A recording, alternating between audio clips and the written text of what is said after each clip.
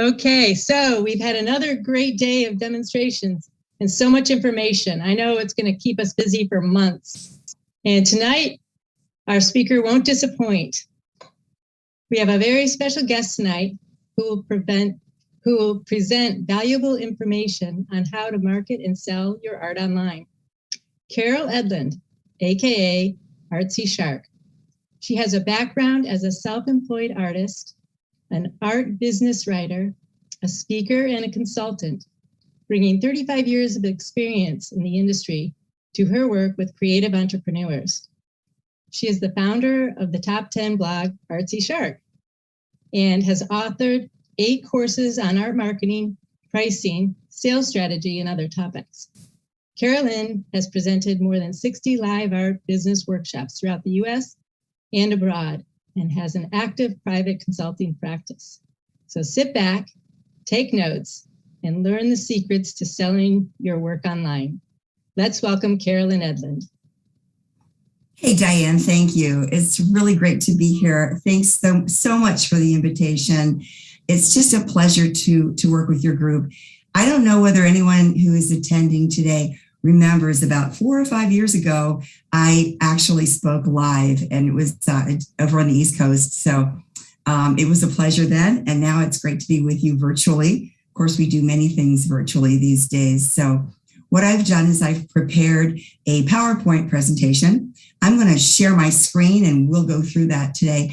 My talk, I'm going to just guesstimate, should be about an hour in length.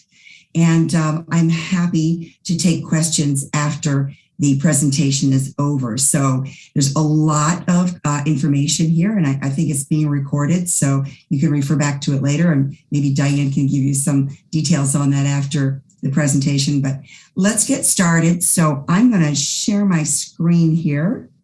Hopefully this works, and go from the beginning. I need to... There we go. Hopefully you can see. Okay. This presentation is called How to Market and Sell Your Art Online.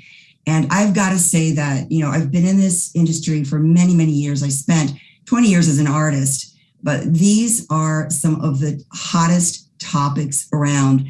And I will say that talking about and teaching about this does not disappoint, because it is always moving and there's something new to know. So let's jump into it. First, I just want to introduce myself. Diane did a great job talking about the fact, that I had 35 years and the kind of work that I do.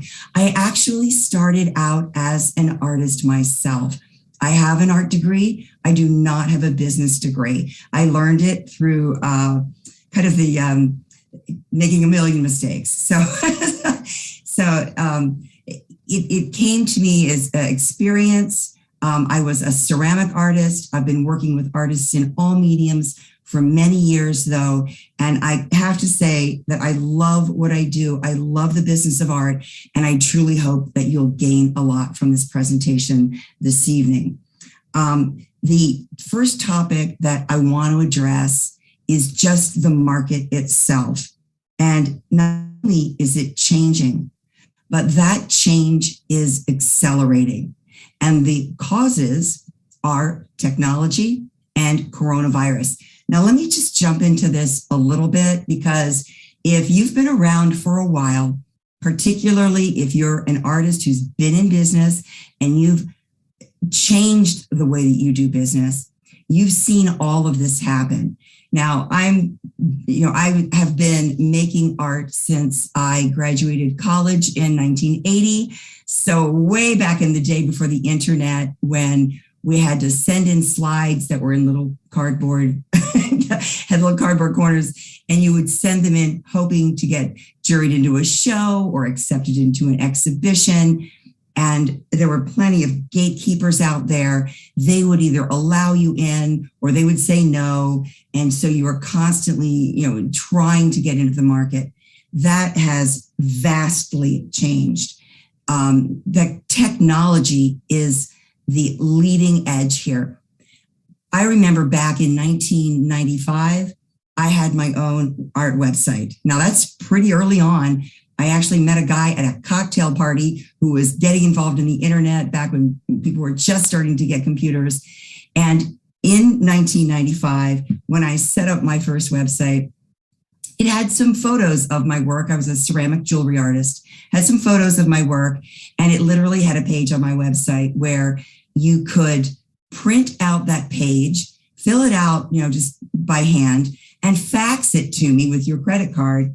And I would charge your card and I would ship out your order. And believe it or not, even that long ago, I received orders from Japan and South Africa and Bermuda and all over the world. So even at the very, very beginning, technology was expanding our options as artists and making a huge difference. In that same year, 1995, the big headline was that there was a major site that was coming online and they were putting on a shopping cart form. And if people were willing to put their credit card online, it would be, then that type of purchasing would be a success. But if people were not willing to, then, we just wouldn't buy online. That website was Amazon. And we all know today that it is probably the biggest vendor online. And it just goes to show, at the very beginning, technology was slow in starting. Now it is moving so quickly that it's hard to even keep up with what's out there. You don't need to know everything to sell online, but you should know what your options are, at least to get started, especially if you're a little bit behind the times. Now, we all know the coronavirus started in March 2020, I think, is when everything started getting shut down. And it dramatically changed the face of business, especially for the artists.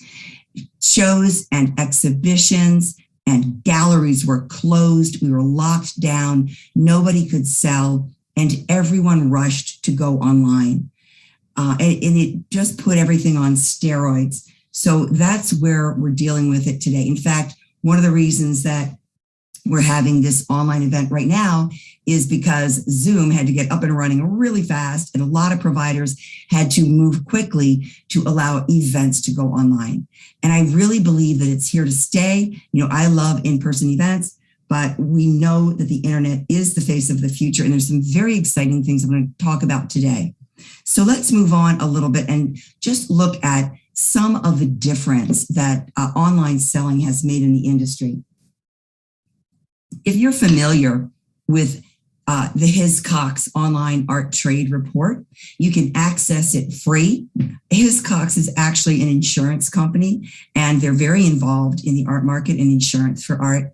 And so they have done a lot of surveys, a lot of studies. They really get out there and they do one of the most prominent online reports every year. Artsy does another one that's quite interesting. And so if we look back at the last published report, I'm looking at 2020, they gauged sales to 2019. And we saw that there was 4.82 billion in online art sales. At that time, it actually had slowed somewhat. But I can tell you that when the next report comes out, it's going to show that online art sales have skyrocketed. And there's reasons for that, because people like buying online. It's easy. Everyone is plugged in. They're looking at Instagram. That's the preferred social media channel. It's easy to shop. They can just plug in any kind of a hashtag if they want to look for landscapes of the Grand Canyon. They can find that in a second. And so it's a quick and easy way, at least, to research. We know that millennials love to buy online, and they want to shop at 3 a.m. in their pajamas. Well, they can do it. And millennials are quickly coming into their own as the generation that's doing most of the buying. We see that boomers are moving, they're downsizing. I certainly am. I have way too much art. I have art in my closets. I love it, but I'm not doing the buying. People who are my children's age, in their 30s and 40s, those are the people who have high enough incomes, and they're the ones you want to reach. especially if you are able to identify them as your customer. I think you're going to want to dive into what are their preferences? How do they buy? How are they getting online? How are they how is the flow? Where are they coming and where are they going? We see that the average price point's a couple of $1,000s. I think that still makes sense. I could definitely see why somebody might not spend $10,000 online, although they do. And certainly we know that some of the big auction houses sell multi-million-dollar works online. When we're talking about the average artist who is in business for themselves, I think we are looking at price points, $1,000 to $5,000, especially for original art. And then we're seeing some price points for reproductions that are lower. And when they asked buyers who is most likely to influence your decision to buy a work from a particular artist, the answer is the artist. I think that tells us something that is so valuable. You as the artist, what you say, how you present your work, the message and the concept that you convey to people who have an interest in what you do is so incredibly influential. I like to say that the story is half of the sale.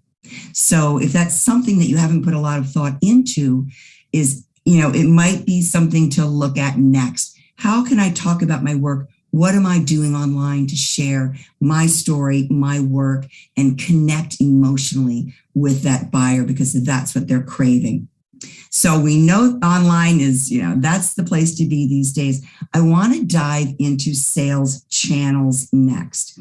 I have done a lot of teaching as a sales strategy specialist, and sales channels is something that I teach a lot of.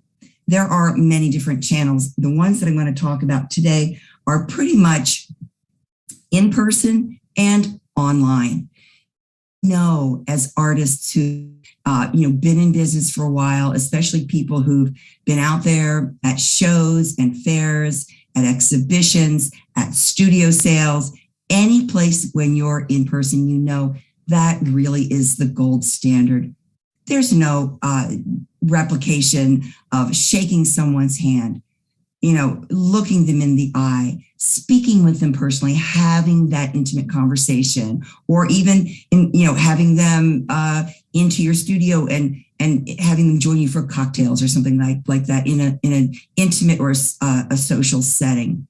That's the place where we really start building those relationships. And sales are all about relationships, and art sales are really about relationships.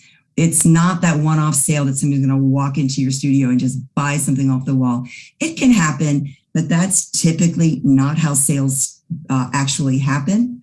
Only about 5% of sales are going to happen on the first exposure. So look at those live events, perhaps as a meeting place. It may not be where you make most of your sales, but it might be where you meet most of your future collectors. So your online presence is wonderful. I mean, it's out there 24/7.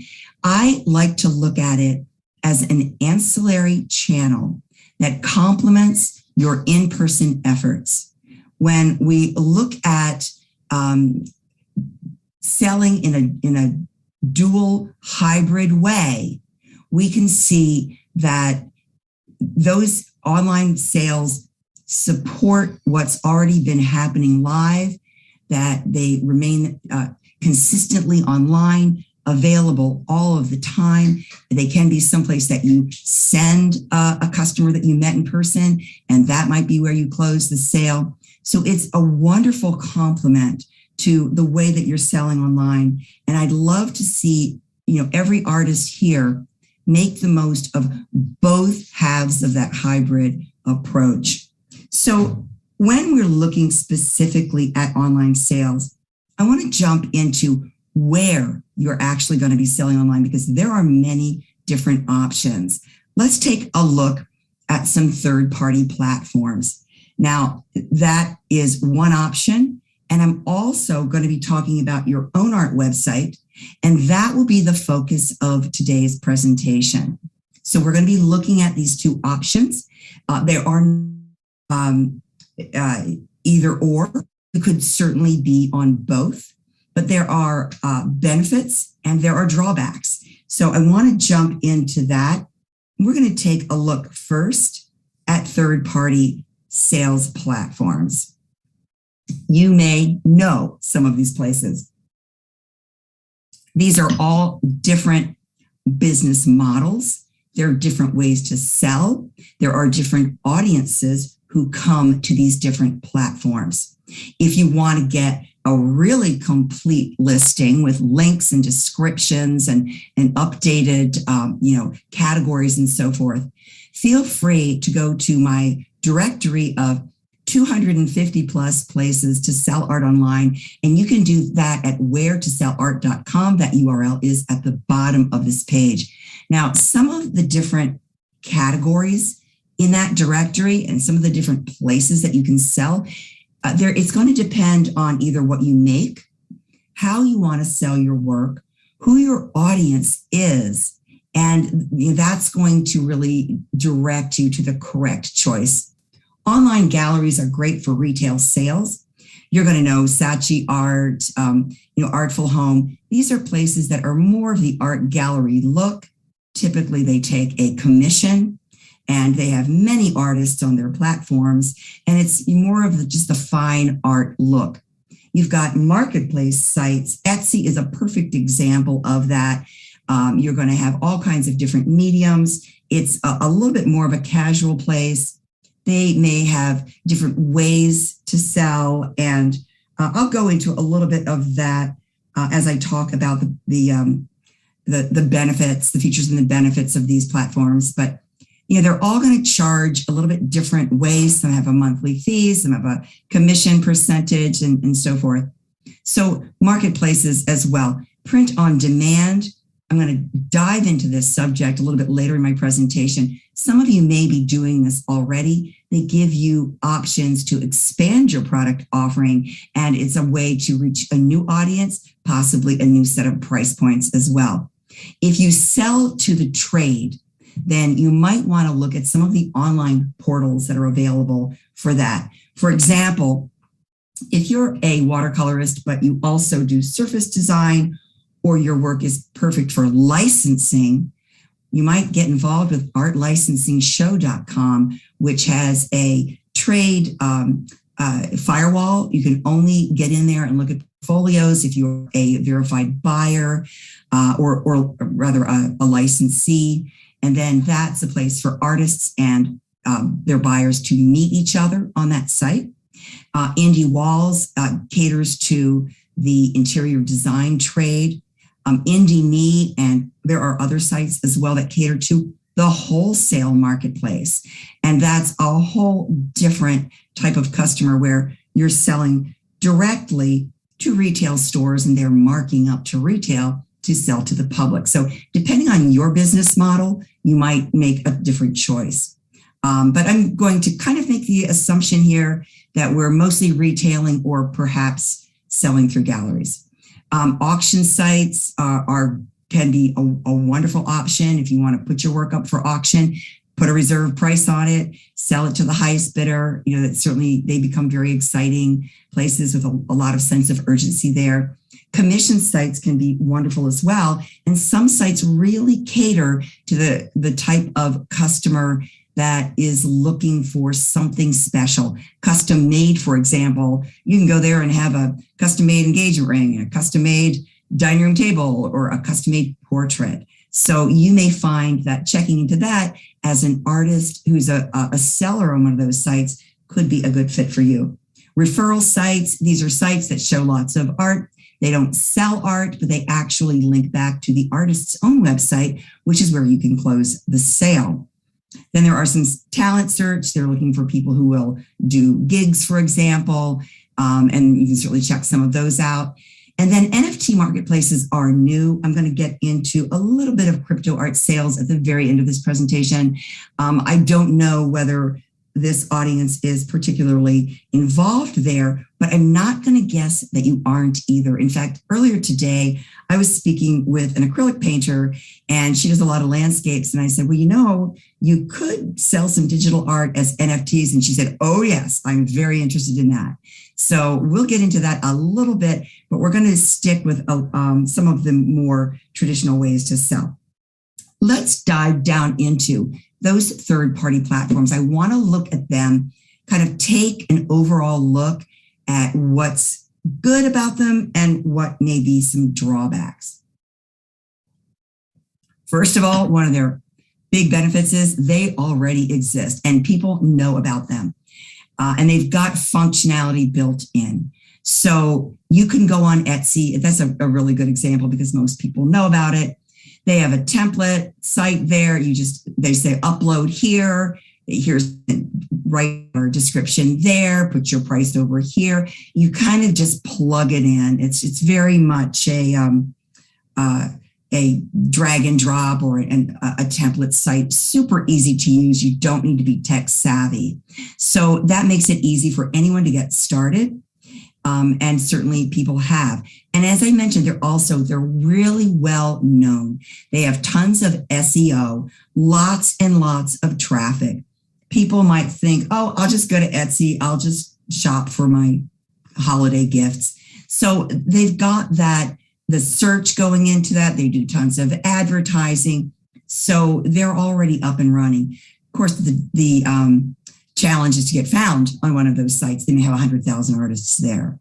So it's also an inexpensive option. As I said, many of those sites that are online galleries are actually totally free to the artist, and they're only going to be paying commission on the back end. And these commissions are generally going to be lower than at a physical gallery because, of course, their costs are less. So it could be an option for you. And as I said, you don't have to exclusively do your own site or other third-party sites. The one thing I would suggest is that you don't get involved in too many of them. If you've got your work listed on 10 sites, that's going to be a lot of maintenance, jumping in and out, uploading things, and you could find that kind of frustrating. The last bullet here is about print on demand. And that is, I'm going to get into that a little bit later in this presentation. So some of the drawbacks, you get on Saatchi Art, you get on uGallery, you get on Etsy, they make the rules. They can throw you off if they don't like what you're doing, and you have zero control because they own the site and it is at their pleasure that you are listing your work there. So if they think your work, breaks the rules or you did something that, they don't see it your way, they can throw you off. And they also, I've noticed that this can be really, really annoying, especially if you've worked hard to bring them to the site, that they have links that might lead to other vendors. This morning, I was looking at an artist who's, I think she's a photographer. She was on Fine Art America, which is one of these sites. So Fine Art America was showing me her portfolio, and I was trying to look at some other things that she did. She was a photographer, but also a painter. And so I wanted to look back at her painting, and I clicked a link on my screen, and it just took me to other painters.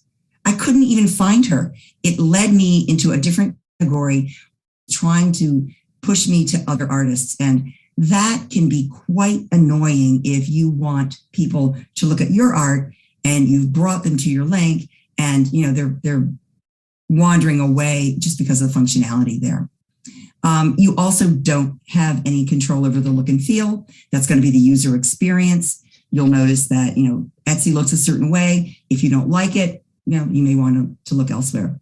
And here's a huge reason why I don't like third-party platforms as an artist's sole presence online. They know the power of the mailing list, and they keep it for themselves. They collect people's email addresses and names, but they're not going to give it to you, and they never will. So you don't get the ability to know, who is looking at your work. You can't capture their email. You can't build that important relationship with them. And so that's a real disadvantage. And I believe there are some sites you don't even know who bought your work. So I kind of don't like that either. So they also have built-in costs. And if they decide to raise them, which is happening all the time, well, you're either going to like it or leave it. And you also have to bring people to your own page on their site. They may have 10,000 people on their site, and you get the presence there, but you still need to lead your customers there. So that involves you doing some marketing. And there are some costs involved in these platforms. As I mentioned, maybe it's a monthly fee, it might be an annual fee. You might pay to list, you might pay to go onto their front page, to be a featured artist. And of course, there are merchant services fees, which you're going to pay even if you have your own website. They're going to probably take close to 3% of a sale just to run it through Stripe or PayPal or another shopping cart.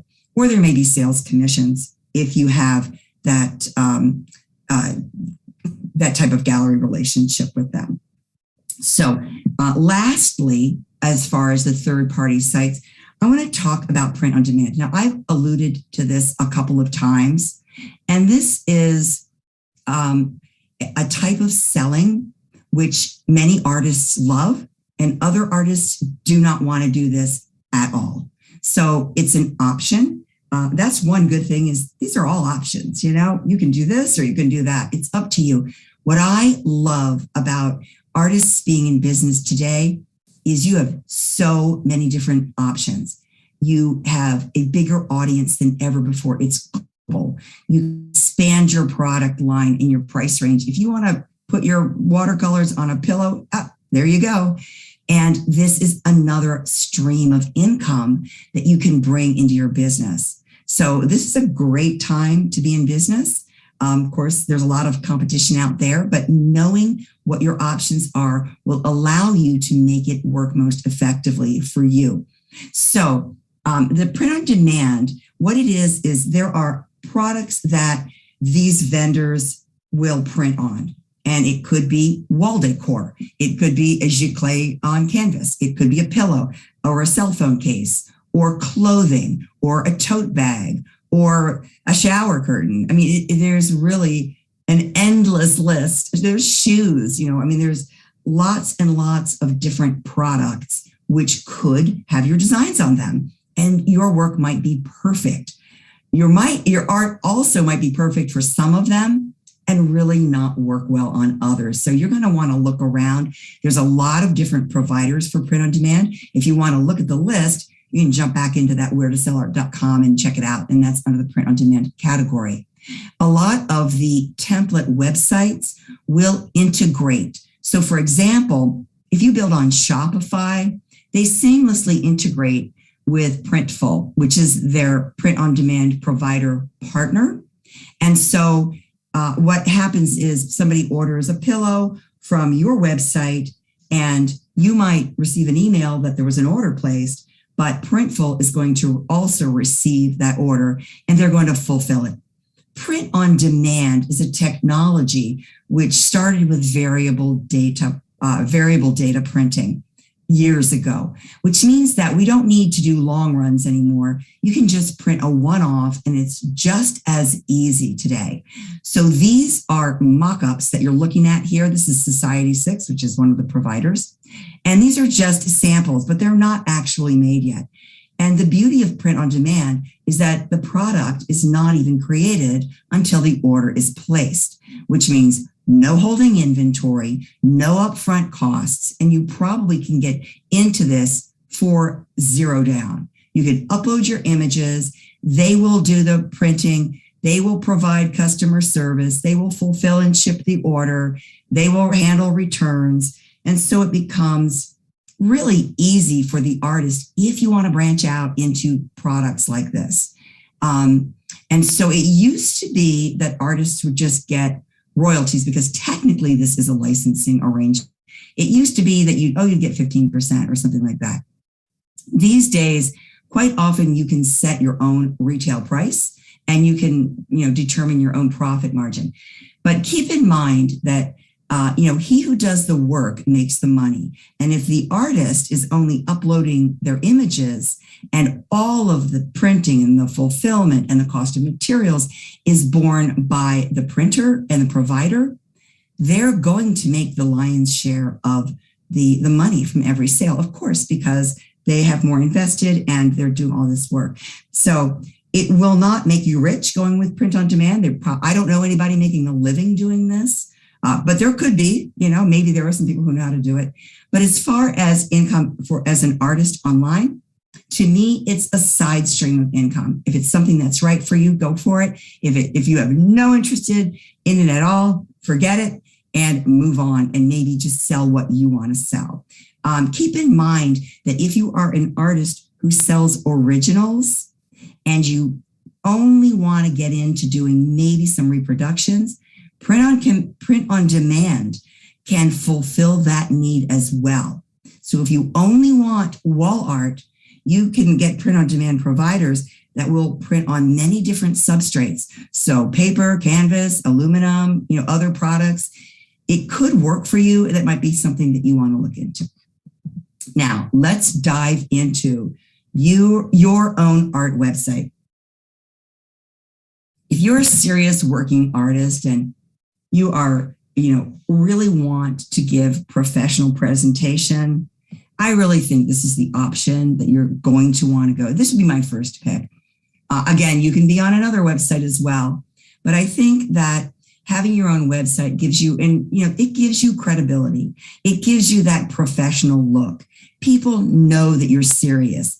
If you say, well, I only have an Etsy shop, I could have an Etsy shop tomorrow, if I just decided to build one. So people jump in and out of those platforms all the time, but having your own art website that is headquarters for your own work gives you that professional level credibility. And I think buyers are looking for that. They might say, what's your website? They might be standing in your booth looking at your website. And you may have seen that happen. And you might even want to lead them to your website while you're in your booth for different reasons. But that gives you that kind of professional level positioning. And you can also control your own site. So, unless you're selling something totally illegal, which I don't think is the case, you control your own website. You control what goes on there, all of the content, the look and the feel. Nobody is going to tell you that you're out of business, you're off their site. If they go out of business, you're not going down the drain as well. So this gives you the control, which I really feel is essential.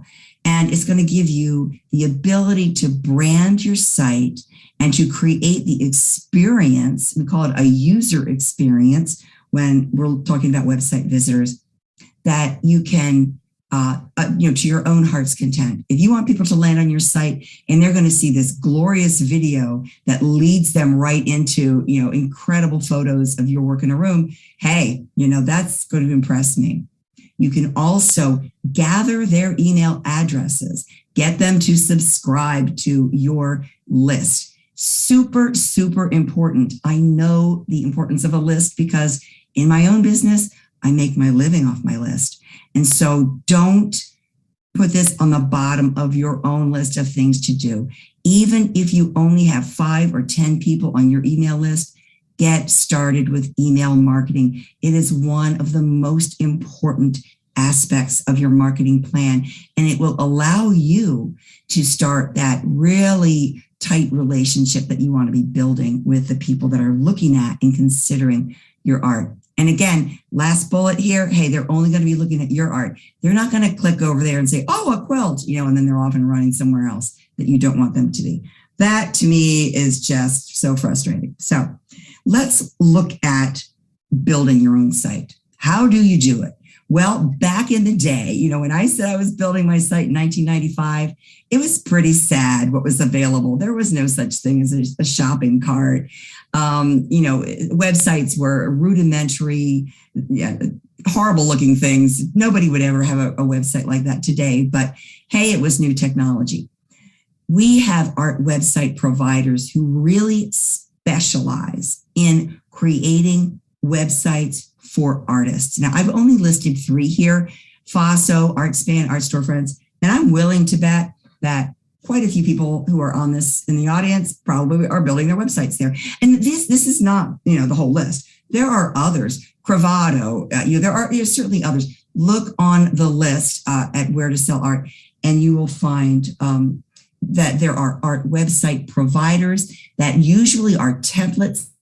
They might drag and drop, upload here, choose a theme, change it if you like, build out your shopping cart, and they provide tutorials. They're going to give you customer service. They give you training. Many of them have Facebook groups where you can go and discuss.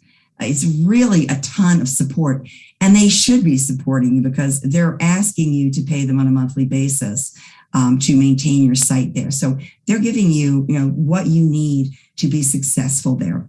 Other e-commerce solutions like Shopify and Squarespace, you can really build beautiful sites there. And Shopify is a monster site, but you could build an electronics store there, or you could sell shoes off of their site. So they're not really specialized for artists.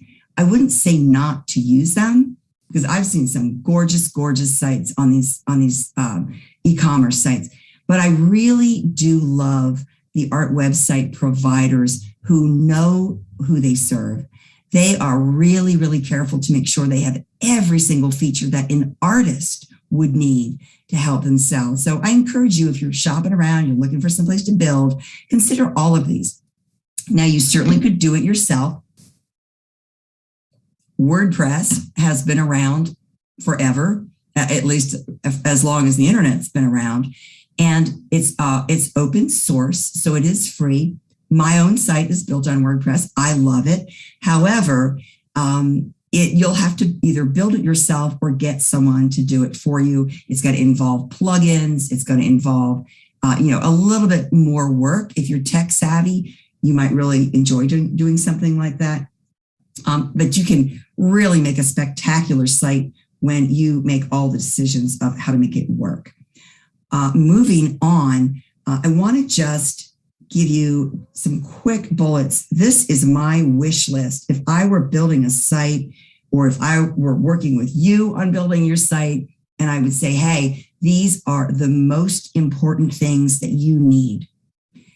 We know that customers are going to come to the website looking for something. They probably already know they're looking at art when they come to visit. But I think if you ask yourself, what do customers care about most? We know the answer is that they care about themselves more than anything else. What do they like? What do they want? What's their budget? What do they think is cool? What are they looking for? What are they impressed by? Why are they going to buy something? What's meaningful to them? That's really what they care about. So we are going to cater to them by creating an experience that makes it easy to get around, easy to figure out, easy to navigate. I don't want to see, 20 different options on your menu. I can't even deal with that much. It's overload. So the information that you have on your site is going to be, how do you buy from me? How do you order a commission? How do I ship art? Or visual information. What does this art look like in a room at scale? That kind of information that's going to allow me to shop confidently. If you go to big shopping sites like, Macy's.com or Zappos.com or, any of these big vendors, and, all they care about is selling. Wayfair is a good example. You can look at products. They give you tons of information. How big is this area rug? Where does it fit? What does it look like on this type of flooring? What is it made of? How do you clean it? All of this information is super important to the buyer because they're going to make their decision based on that. And so as the artist who's selling, you're going to do the same thing, but in terms of, can you hang my art in the sunlight? And is it ready to hang? And does this require custom framing? And can I return this? And do you charge for shipping? And all of this. Super, super important. There is one page that so many artists are missing on their website, and that is the FAQ page. I encourage you to build one. And if you look on my site at artsyshark.com, I have whole articles on all of the different pages on your site. They're completely free to read. I also like to see your artist's story. By telling your story and resonating with others, that is how you're going to start that customer relationship journey where people are going to remember you and they're going to say, oh, that's the artist who paints and they do meditation and they paint about Zen and yoga. And I love that kind of stuff. I want to bookmark that, or I'm going to get on her list, or I want to come back here again, or wouldn't this make a perfect gift for so-and-so? And you're going to continue that relationship by putting that opt-in form. If you don't get people opting in and giving you their information, you have no way to reach out and drive them back to your site. Or you have social media icons, super important, because that is another way to connect online. We definitely want people to be involved with us. Follow me on Facebook, follow me on Instagram, visit my YouTube channel, whatever it takes, to get them to connect with you there. Next, I want to talk a little bit more deeply about the customer experience on your site and what I love to see. Now you look at this photo right here, and it was created in Photoshop, or it was created in a site that probably was designed for placing art. And there are a number of different sites that do this. There are even phone apps that do this. So you want to have outstanding images of your work. If you were going to jury for a show, you got to have the best possible shots, right? Or you're not going to get juried in. Same thing for selling art. I can't tell you how much it hurts my heart when I'm looking at an artist with wonderful work and their photos are full of glare or low light or it's blurry. And I just feel that it just disrespects your work. So if you need better images, take a look. Maybe get some of your peers to offer you their opinion. Do you have outstanding images? Do you have a tight portfolio? Does your art make sense on your site? Is this a place that's attractive to shop? Because you need to be able to have that for your buyers. In situ photos refers to photos that are shown in the environment where they belong. So this is a living room. Well, if your art belongs in a corporate lobby, you might be showing it there. That is going to suggest to me as the buyer, maybe I'm an interior designer, maybe I'm looking for some commercial project, and I see that your work is being shown in offices or maybe a boardroom. This is where you're telling your audience, this is where my work belongs. In fact, you might do both. I know a photographer who has a residential in situ gallery on his site and a commercial one. So he's saying, yeah, I do both. I talked about the FAQ page. Testimonials, they cannot be beat, for recommending your work. When you have people that really own your work, your collectors who will give a testimonial of how pleased they were, how much they love living with your art in their home or whatever it is, definitely add those to your site. They're far more effective than advertisements as far as functionality and just the actual purchasing process. A shopping cart. If you don't have a shopping cart, you're not going to sell any art. If you don't have prices on your work, you're not going to sell any art. No one's going to call you up and say, I love your work. How much is it? Because that could be very embarrassing if they find out that your art is way more than they can afford. And so show me your prices. Trust badges. That's actually little items like it's got a badge on the shopping cart. It's approved by the Better Business Bureau, or it's got VeriSign on it. Those just help people feel confident and trusting when they check out. If your website looks a little shady, they're probably not going to want to put their credit card in there. And also guarantees. So I'll say, I guarantee that you'll be happy with your art. And if you're not, you may return it. That is a huge decision-making item when customers look. If I can't return it, if this is a permanent sale, I might not place that order. However, if you do offer returns, the number of returns that come back to artists is minuscule. I suggest you consider doing that because it's a way of guaranteeing satisfaction. I'm going to jump next into actually a product level page. Now, you're going to have a hierarchy of pages on your website. And if that just went over your head, don't worry about it. Once you get into the website, you'll realize there's a homepage. There's a collections page where I'm looking at a bunch of your stuff. I click on one of those images and I go to a page which is about that particular work of art itself. Now, this is not a watercolor, but this is a pair of earrings here. And the reason that I chose this is because Tawny Reynolds, who owns Sundrop Jewelry, does a phenomenal job selling her work. I mean, this woman is a master at marketing. And you'll see she's got a close-up image. You can actually click on it. You can look at some various images. She's showing 3 or 4 different views. And then she's even has links to see all jewelry in this color. So if you don't like this shape, you can look at some others. It has an add to cart button. It has a price right on it. And then she says, these 2-toned blue and green earrings are made from sun-melted stained glass with French ear wires in recycled sterling silver. Your earrings will arrive in a classic white gift box tied with ribbon. She's already referring to this as your earrings. She's already placing these in your hands. Want you to consider the power of talking to someone as if they're ready to buy. And then what she's doing is she's telling a little bit of a story here. She's got some bullets that show features and benefits. They're lightweight. They're not going to tarnish. They're, handcrafted. All of these wonderful features. And these do a great job on a product page of closing the sale.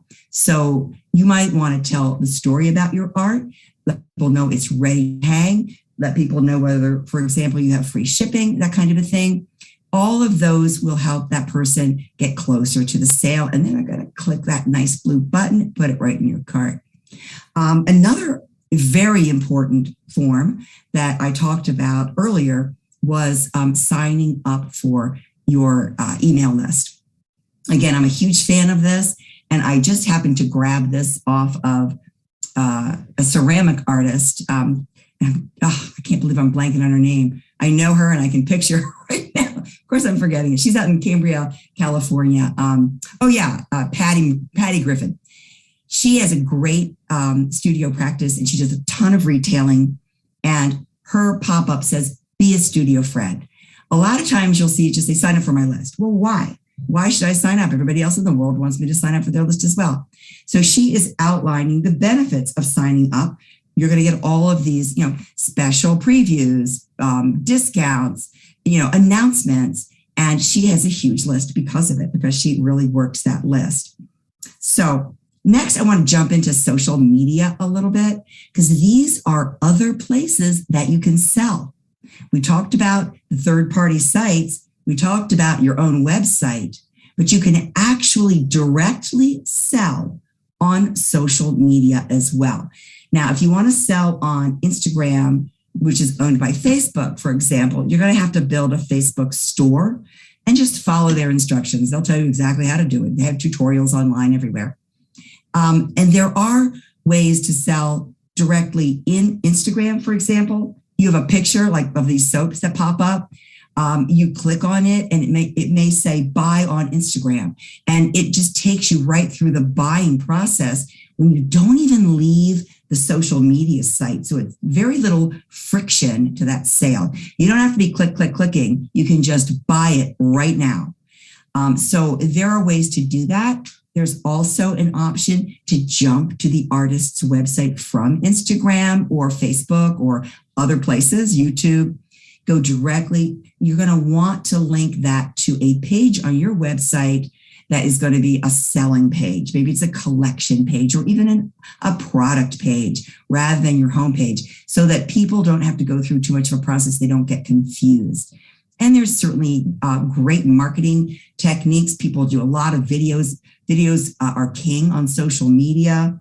Instagram and Facebook shopping, probably one of the most popular places to do that. Giveaways, you'll see here on this is an Instagram feed that I grabbed. You'll see a major giveaway. That really helps grab lots of new fans and followers if you make signing up as part of the giveaway. They have to like your item, they have to follow you, and they have to tag a couple of their friends to tell them about your work as well. So that's a great way to build your list. Comment selling is another way to do it. There's actually a site called Comment Sold, and that's a way to say, hey, we're on Facebook.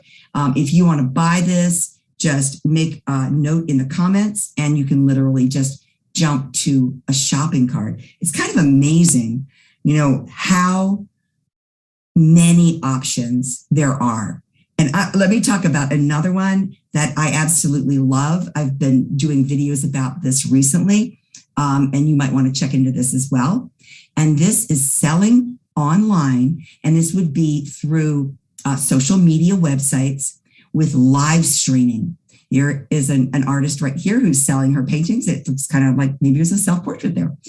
Anyway, so live stream art sales is a new phenomenon where artists are literally getting on video. And if you have a smartphone, then you can make a video and you are streaming it directly to Facebook, directly to YouTube, directly to Instagram, or maybe all three at once. And you are speaking about your art, you are showing your art, you are talking about the pieces that are for sale, you're listing the prices, and you may have there are different ways to actually make the sale. It could be that you say, this is item number 124. If you would like to purchase this for $195, then list make a comment in Facebook and say, I want to purchase number 124, and I'll be in touch with you later for the shopping cart link. So there's different ways to do this, but I got to tell you, it is the hottest trend. I did an entire training with Patrick Shanahan, who is the marketing guru over at Art Storefronts, which is one of the website platforms.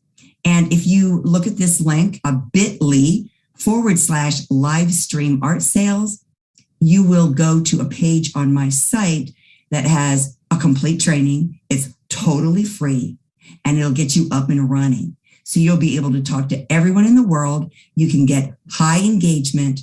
You're not only selling while you're live, you're going to sell and you're going to record it, and you're going to resell it, be sharing that recording with everyone and say, by the way, I still have some of these pieces available, or some of these are sold and this is what's still available.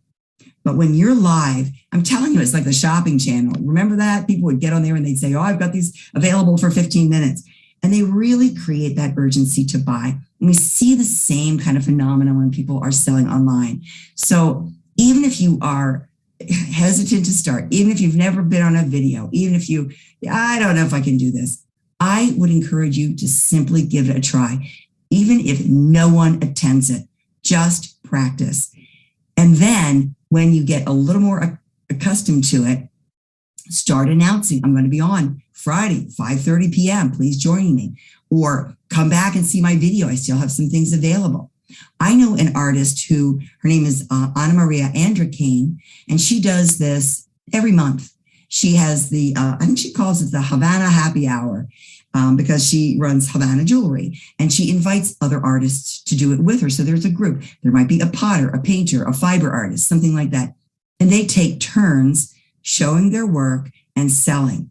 She told me about a year ago that she is clearing something like $5,000 or $6,000 every single time she live streams. So whether you've ever considered this or not, it is the hottest thing going, and it is only growing in popularity. So visit this website, my link right here. I know this is not a live clickable link. Or go to artsyshark.com and look in the articles drop down, and it will say the quick guide to live streamed art sales, and just take the training. It's completely free.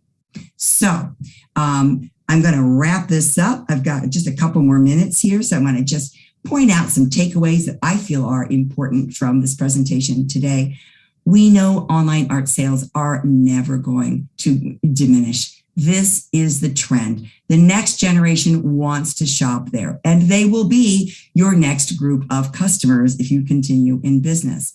So I encourage everybody to get out there and do live selling. There is no substitute for being in front of people. use online sales as another channel to support and work seamlessly with your live selling. It is absolutely the best way to go.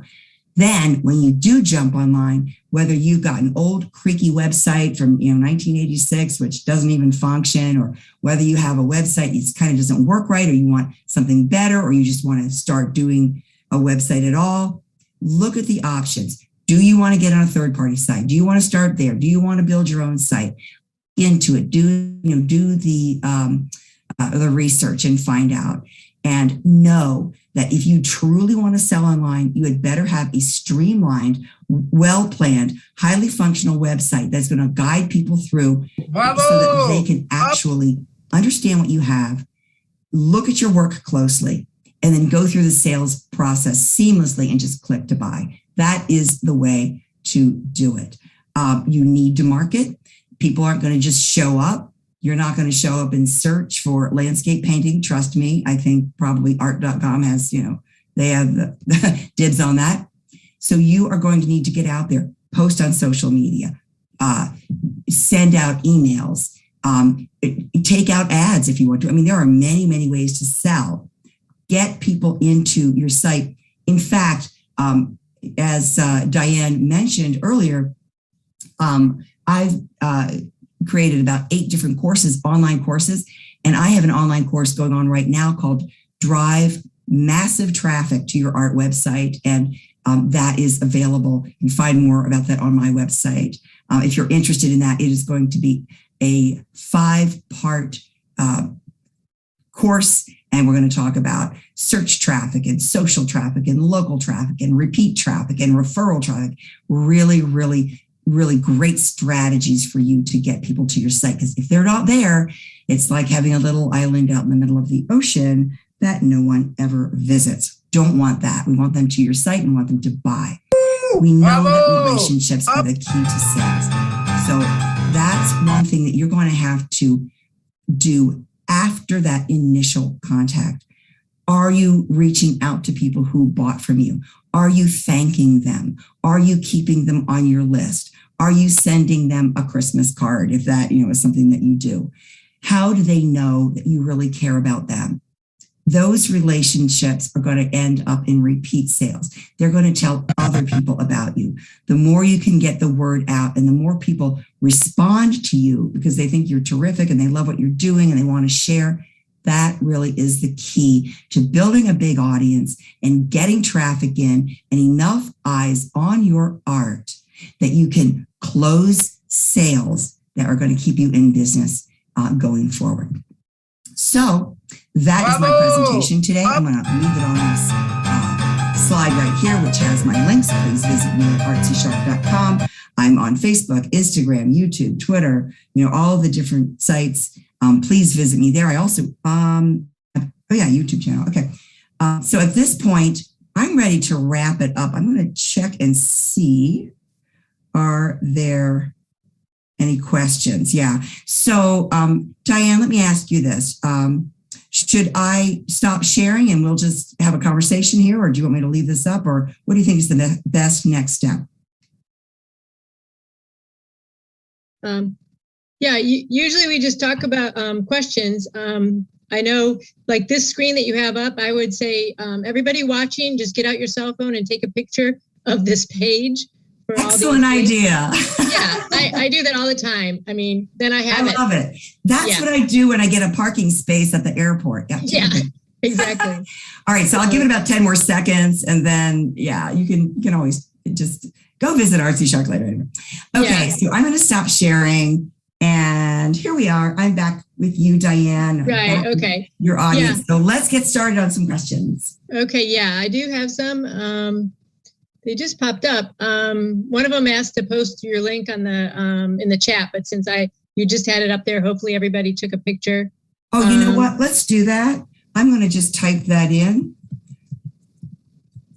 and that way everybody will see. Okay, I want to make sure that this goes to everyone. All right. Were you putting in the chat or the? I'm putting it in the chat. Yeah. Okay. Good. Oh, and thank you. Yeah, Kathy did that as well. Of course, she beat me out. She's fat. Yeah, she's a little faster than I am. So. Okay. And they asked what the name of your website is, but I think we got that covered. Mhm. For sure. And thank you. That was amazing. I've struggled with some of those things in the past. I mean, I ended up from a friend in the Miami Watercolor Society mentioned FASO years ago. So I immediately went to that. And if anybody's listening, it is I think it's one of the greatest ones. I mean, you have. I totally agree. Yeah. Also, I mean, I know the guy that owns the company. I know the guy that does all their marketing. I write articles for them sometimes. And they do a terrific job. They are in Facebook. They're talking to their audience all the time. They're creating trainings, very accessible. They have really good customer service.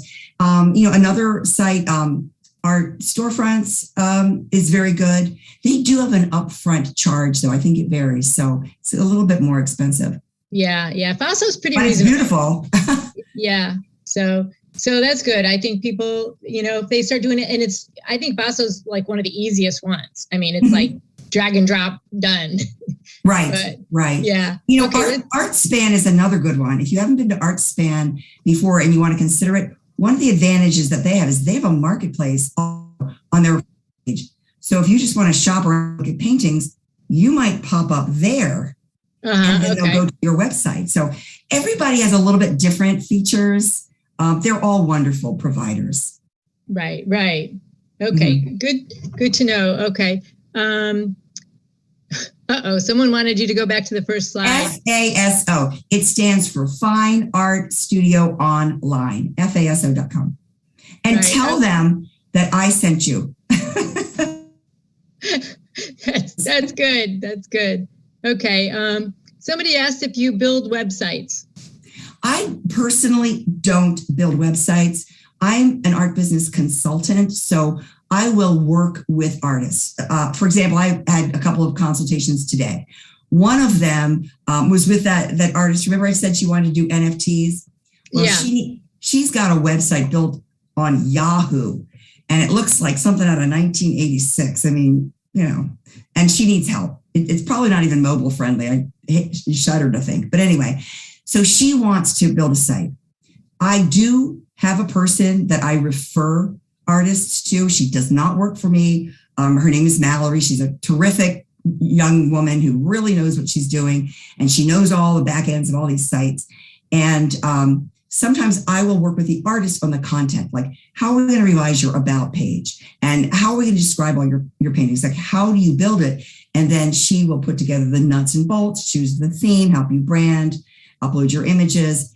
However, if you go to FASO.com, and let's say you have another website, those providers will generally port your content over to their site. Now, does that mean they're going to really build it for you? No, they don't have time for that. But you can do it. You can switch providers. They'll generally help you. But you should become aware of what is the best practices. Yeah, definitely. And I don't know if you can post the name of your friend who does the sites or whatever. I can't. I mean, if someone contacted me, I usually do private referrals. She's not ready to take on 15 people right now. Right. I know she's building 4 sites. How to start email marketing. Okay. That is okay. That's a good question. And you know what? I'm just jumping into chat. Sorry. You go and check. They're not supposed to put questions in there. I see they but do. That's a great question. And I actually teach email marketing. And let me see if I can do this. I'm going to try to grab a link to a free talk that I gave on email marketing. And I'm just going to give it to you all. Quick thing on the NFT. I mean, I was trying to look that up. I knew it has something to do with like cryptocurrency or something. Yeah. Or the NFT, digital image. Yeah. NFT stands for non-fungible token. What does fungible mean? Something that is fungible is like a dollar bill. If I give you $1 bill, it's the same as giving you another dollar. They're just interchangeable, right? Okay. It's just non-fungible means unique, that one is never like any other. So so what you are creating is a unique piece of art that there is one of a kind, and you're putting it online on it in digital form, and it is being sold on the blockchain, which means you would be using cryptocurrency such as Ethereum is usually right. I mean, there are some other tokens, but Ethereum is the most common. And there are whole marketplaces that are built where people are paying in Ethereum. It can kind of get a little bit deep and confusing. So I don't want to go, too far into it right now, but you can look it up. A good idea. Yeah. So I'm looking right now to see if I can find this. Here it is. Okay, folks, I'm literally, and hang on a second. I bet the video is going to start. So I'm going to stop this. Okay. Let me jump back into this meeting. All right. I was searching the internet while I was talking to you. Okay, folks, I'm going to put this in chat. And this is for everyone here. It's a completely free training. It is an hour-long talk. So if you liked the training that you just got, here's another one. And it's free. And I did this for a nonprofit. That is the Clark Hewlings Fund for Visual Artists who have a wonderful full campus full of digital courses that you can join. But this is a completely free training. I did it last February. And so it's about something like 24 or 25 ways to build your email marketing list. That'll get you started. Wow, thank you. That's great. Mm-hmm. I mean, I have a lot of free things like that, but I also do have paid courses. Right. So, if you want to look at some of those and, hold on a second. I shouldn't be getting on the internet while I'm doing an interview. Multitasking. I'm multitasking. You know how that usually ends up. Usually I end up like getting booted off or something. I'm also going to add this link here, and this will go to my online store. And I have a marketing course. I have a course called Make More Art Sales with a Dynamic Portfolio. And it's all about creating a portfolio and photographing it and how there's millions of ways to share it and supporting material. We have courses on pricing and everything else. So check that out if you're so inclined. Okay. All right. Thank you so much. My pleasure. That was great information. And, everybody can watch this over and over again because there's so much content in your presentation that I'm going to get to go back to it. I have like pages of things that I like. I did throw a lot at you. And, again, I think that's really the power of doing these online trainings. Now, I've done many presentations in person, and I love doing them. And I've traveled all over and done that. But, the one downside is you're there and maybe you get some written notes or maybe you can go somewhere later, but you can play this video as many times as you like or freeze it and start taking notes and start looking things up. So certainly, exactly. Folks, I encourage you to do that. I know you've had a wonderful day at this conference learning about art. I believe you had some art demonstrations and just, how much you love watercolor. So I'm a little bit different here. Making art and selling art are two very, very different things, but you've got to have both of them in your toolbox if you really want to make a business of it. So, check back in. And I wish everybody luck with this, and I hope that this has been helpful to you. Yes. Thank you. Thank you very much. My pleasure.